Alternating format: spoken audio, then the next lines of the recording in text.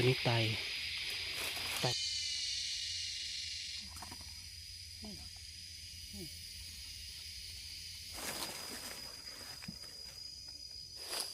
ไปดีเจ้าเด้อไปสบายดีเด้อพี่น้องมื่อนี้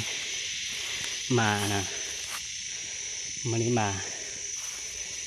ใส่กับดักแลนมาแต่เศร้าเลยสิเดินตัวนี้ไป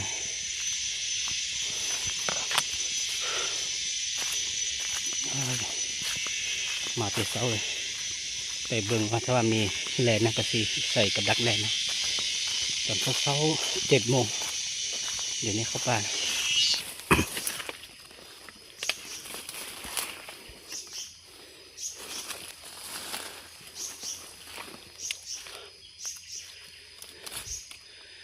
ต้นไม้ตัวนี้แหละ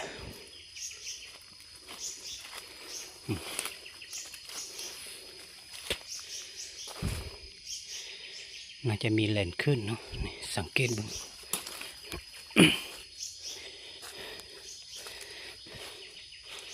มันมักมากินปวดอยู่นี่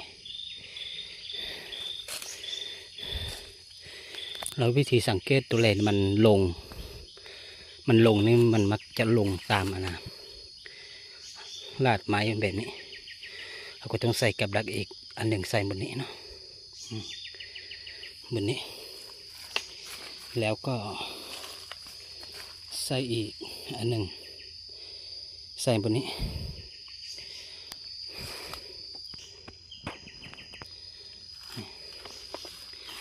ตัวนี้มันห้ากับขุดไม้เนาะแบบนี้แล้วมันจำเป็นนะแลนประมาณ5-6 ขีดหรือวัน1 โลนะตัวนี้มันหากินต้นไม้ตัวนี้ข้างบนนั้นยังมีโพรงไม้มันซ่อนอยู่ข้างบนนี่แต่เขาใส่กับรักใส่เนาะตัวนี้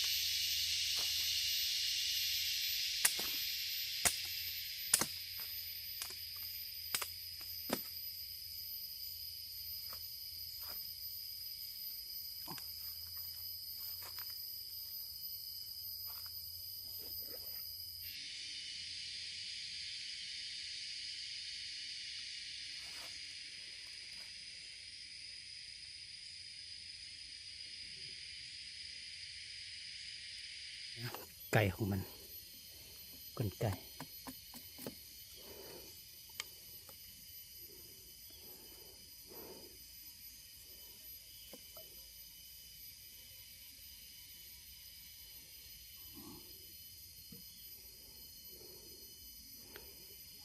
เพราะว่าแลนมันมัดนาเข้าหูแบบนี้เนาะ แล้วตัวนี้ก็ใส่แบบนี้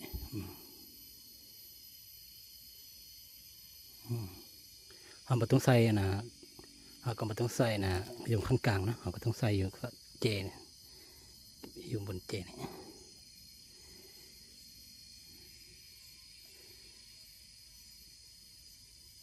โอเคประมาณนี้แล้วนะบวมของเขาเนาะบวมของเขานี่เขาก็ใส่อยู่บนนี้โอ้เหี้ยมัดขาเลยมัดมือเลย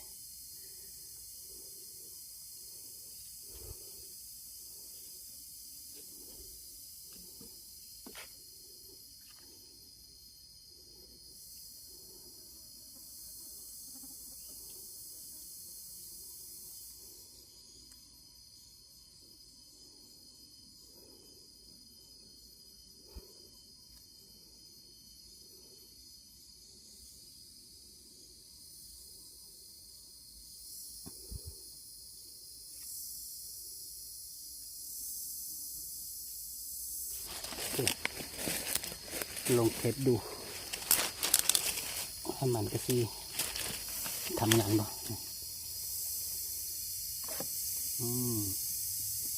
มัดเลย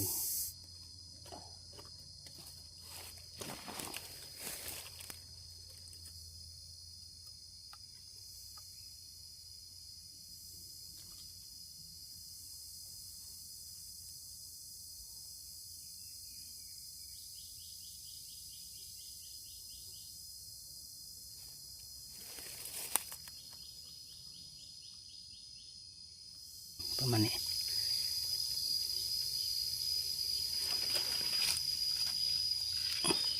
เขาจะเลยไหมเนาะประมาณนี้นะสุดยอดเลยนะเมื่อเราสิตัดไม้มาใส่แบบนี้เขาใส่ตัวนี้อีกฝักหนึ่งแล้วก็สิบใส่ตัวนึงอีกฝักพุ่นเนาะตัวนี้ ตัวที่สอง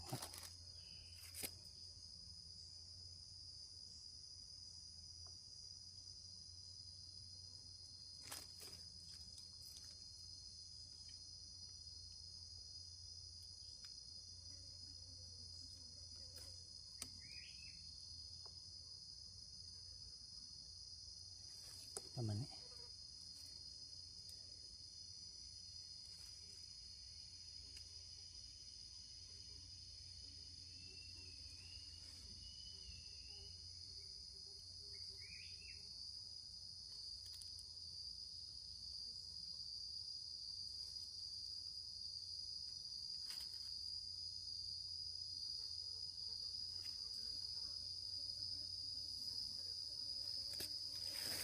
ใส่บัวไม่ดีๆก่อน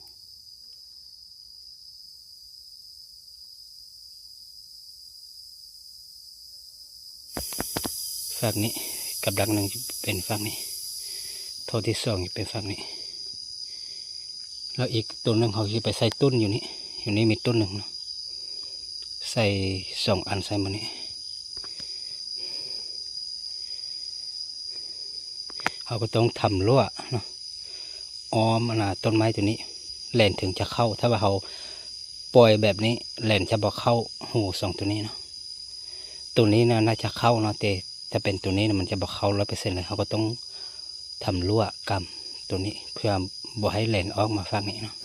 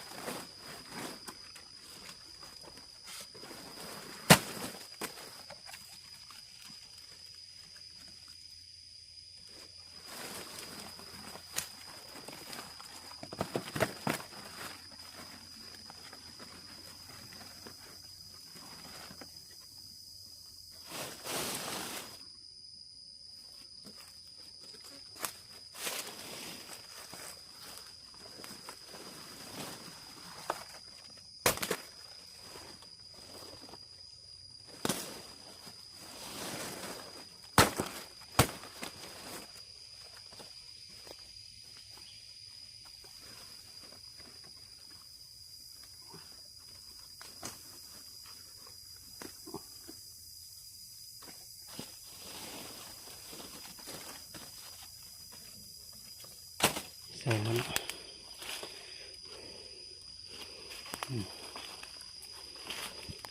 ฟังนี้ก็เอาแบบไม้มาอ้อมใส่บนนี้เพื่อเลนออกมันเลนออกฟังนี้นะประมาณนี้แหละเขาใส่แล้วเขาก็สิไปโลประมาณ5-6 ชั่วโมงเนาะไกลมืดแล้วเขาก็สิมันยามเบิ่งสิโอเคบ่เนาะเดี๋ยวนี้ก็10 โมงใกล้เที่ยงแล้ว10 โมงเราเดี๋ยวประมาณ5-6 โมงเราก็สิ5-6 โมงเย็นเขาสิมายามเนาะติดตามเด้อพี่น้องเด้อต้นไม้แบบนี้เขาบ่แม่นว่าเขาสิใส่ได้ทุกต้นเนาะเพราะว่าเขาก็ไปซอกต้นที่ตัวแลนเคยขึ้นเนาะไปหากินหรือว่ามันอาศัยอยู่ตามต้นไม้ตัวนั้นเขาก็สามารถใส่กับดักได้ที่ถ้าว่าเป็นต้นไม้ธรรมดามันบ่เคยขึ้นแล้วก็ถ้าว่าเขาใส่มันจะบ่ได้เนาะ3 ต้นนี้ก็จะเห็นว่าต้นนี้เป็นต้นที่แลนมักขึ้นที่สุดเลยเพราะว่ามันจะมีพวกปวดเนาะพวกปวดมดเยอะเราก็ไม่มักขึ้นไปกินหมดนะก็เลยใส่ตัวนี้ตามไปน้องเขาขึ้นไปขับพุ่นเราก็สิไปยามกระดักเขาทีนี้ก็ผลไม้ที่กระลอกกินตัวนี้เริ่มสุกแล้ว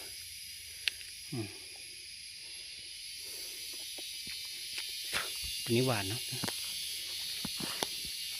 ทีนี้ก็ไก่มือละ4 โมงแล้ว4 โมงเย็นแล้วทีนี้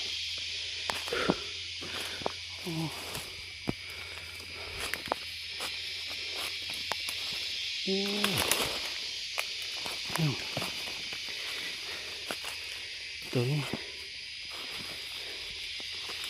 ได้ตุ่มพังยังไงเลยตัวนี้ไตนานแล้วพี่น้อง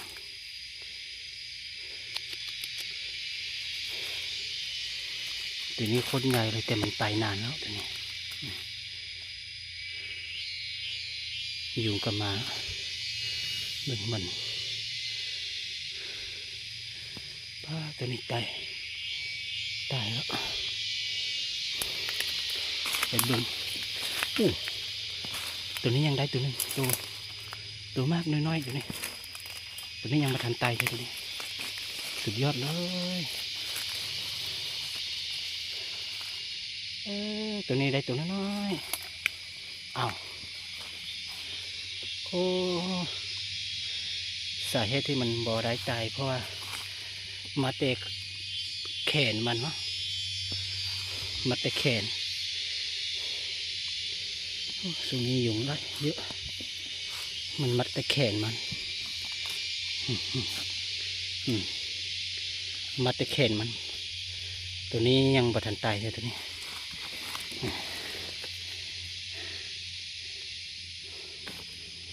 ได้ตัวน้อยตัวนี้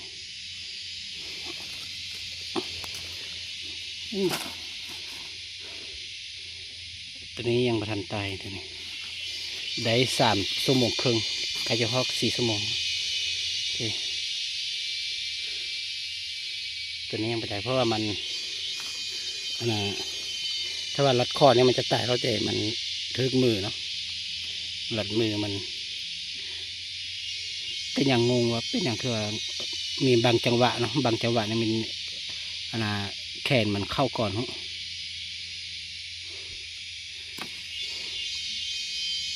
ตัวนี้ตัวน้อยตัวนี้ประมาณ5-6 ขีดนะตัวนี้ดูว่าใกล้ถึงโลแล้วตัวนี้บริสร้างกำบะฮูเนาะตัวนี้ห่าง ห่างมันจะขาดแล้วตัวนี้ตัวใหญ่หันตายแล้วตัวใหญ่เหลือแต่ตัวน้อย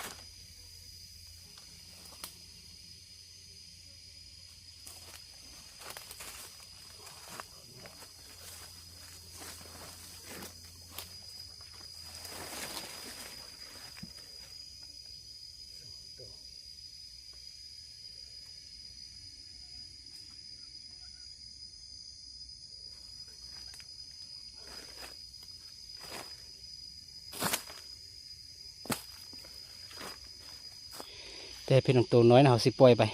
เอาเฉพาะตัวใหญ่เนาะตัวนี้มันน้อยเพราะยังบ่ฮอดนะโลถ้าว่าเอาพาสุนัขไปกัดนี่ถ้าว่ากัดได้เราก็มันตายแล้วเราก็เอาแต่มันบ่ตายเราก็ปล่อยมันไปนะเพื่อมันจะได้อยู่ตามต้นไม้ตัวนี้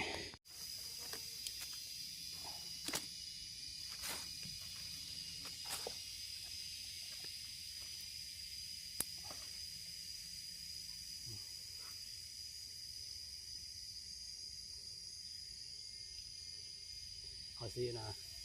ปล่อยให้มันขึ้นต้นไม้ไปนะหรือว่าปล่อยลมนี่ก็ได้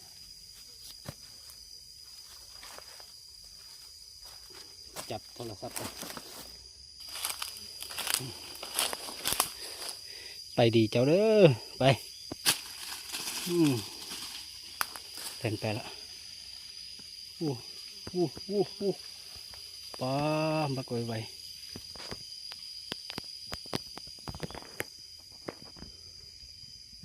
พูนละพูน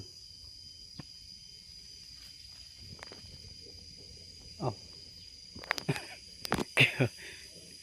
ตัวใหญ่เล่นไปพวกนั้นแต่ว่าเห็นตัวน้อยอย่างตัวน้อยตัวหนึ่งซ้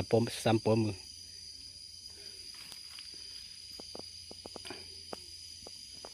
ไปละเหลือตัวนี้เอาตัวนี้ไปกินเนาะปล่อยมันไปเพื่อให้มันใหญ่ก่อนมันขยายพันธุ์ก่อนตัวนี้ปล่อยไปตัวนี้แล้วก็เพื่อให้มันใหญ่แล้วก็สิมาล่าโตะ แต่เดี๋ยวนี้ปล่อยให้มันไปได้ส่งตัวเนาะสุดยอดเลยสวยกดติดตามเลยพี่น้องกดติดตามผ่านเสียแล้วก็เพราะว่าฝนยังหมดตกผ่านเสียก็เลยบ่ได้เขาปลาไปเบิ่งกับดำหมูป่าเนาะตัวที่เขาใส่กับดักหันเขาก็ต้องใส่ตอนฝนตกแล้วมันจะทึกเนาะแต่ถ้าฝนบ่ตกแบบนี้หมูป่ามันไม่ค่อยลงห้อยเนาะพี่น้องมันก็เลยพันธุ์เสียก็เลยบ่ได้ไปยามเนาะก็เลยกดติดตามไว้